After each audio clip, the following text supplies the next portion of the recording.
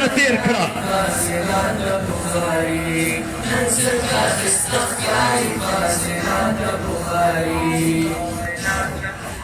د فاضلانو د راتګ په اساس په شور سره او لاسونه جیک نعره تکبیر، نعره تکبیر. و دا سپینه پګړۍ او دغه سنت جبه او دا سنې و شیخ صاحب دا دې څومره کمال کړی دی. افغانانو ته دې داسې خلک وروزل په ولاړې نعره تکبیر.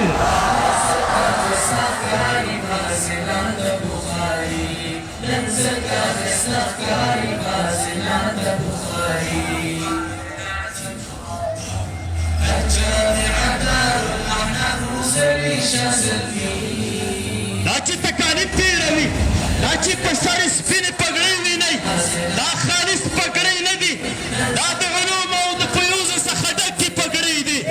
د فاضلانو په ویاړ نعره تکبیر.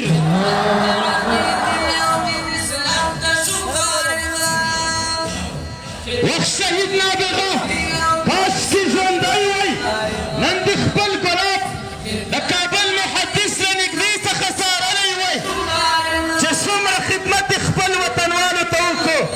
دا چې په لسګونه خلک یې فارغه کړل، وا کاش کې نن ژوندی وی، دا چې څومره دین دپاره خدمت وکړو. نعره تکبیر.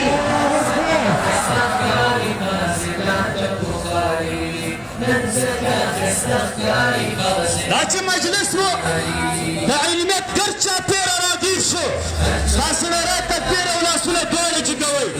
نعره تکبیر، نعره تکبیر.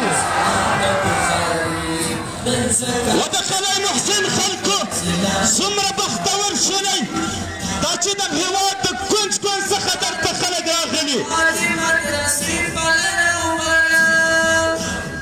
آباد وی آباد مدرسې پلروبر، آباد وی آباد مدرسې. و فاضلانو دا ستاسې نن د ناز قدمونه دا دلته د لوی مسؤلیت احساس دی.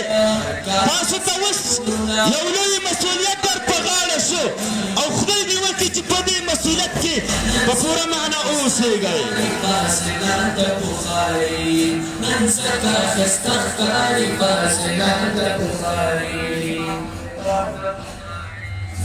وشیخ صاحب عبدالحق هم ډېر وبخه ومنه کړی شي چې ستاسو خدمت مو کړی وی، دا چې په دومره کم اسبابو کې تاسې دومره خلک راته وروزل، موږ هم به غواړو بخښنه غواړو هغه ستاسو خدمت مو ونه کړی شو.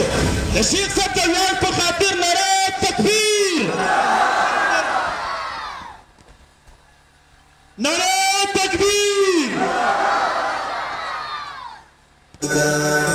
ولدي وجدت الوجد الذي مثل الجلال، الذي مثل الجلال.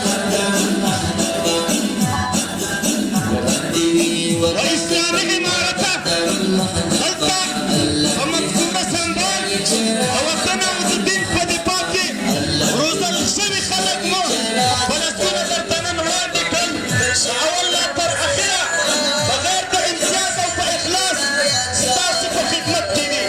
د امارت اسلامي په ویاړ باندې نعره تکبیر. لاسونه چې کوئ نعره تکبیر. وخت شهید مې مفتي صاحب رحمانه کاش چې نن ته ژوندی وی، دا سپین بیرغونه او ستا د څنګ ملګري دا دې نن له نږدې نه څارلی وی.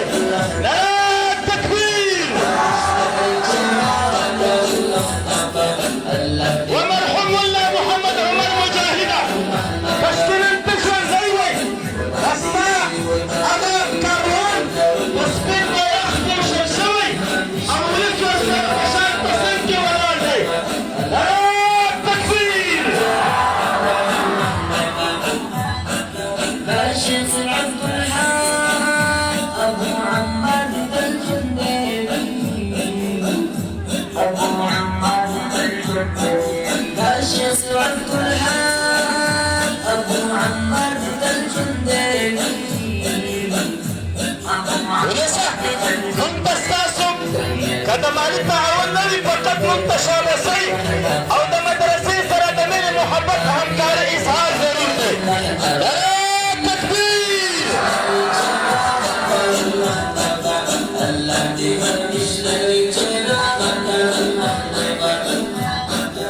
ودارو الاحناف نن دې څلورم کال دی په دې څلورو کالو کې چې فضلا ورکوي د افغانستان په کونج کونج کې بېرته غټې ادارې لري تکبیر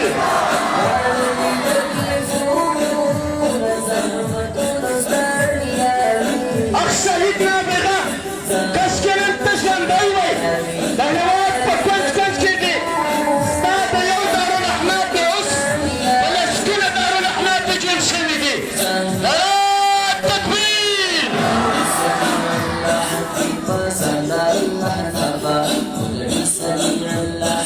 وکابلي صاحب کش کې نن ته وایو ته دغه صحنه له نږدې څخه څارې وی وخ ظالمان دي خوار او ذلیله شه تکبیر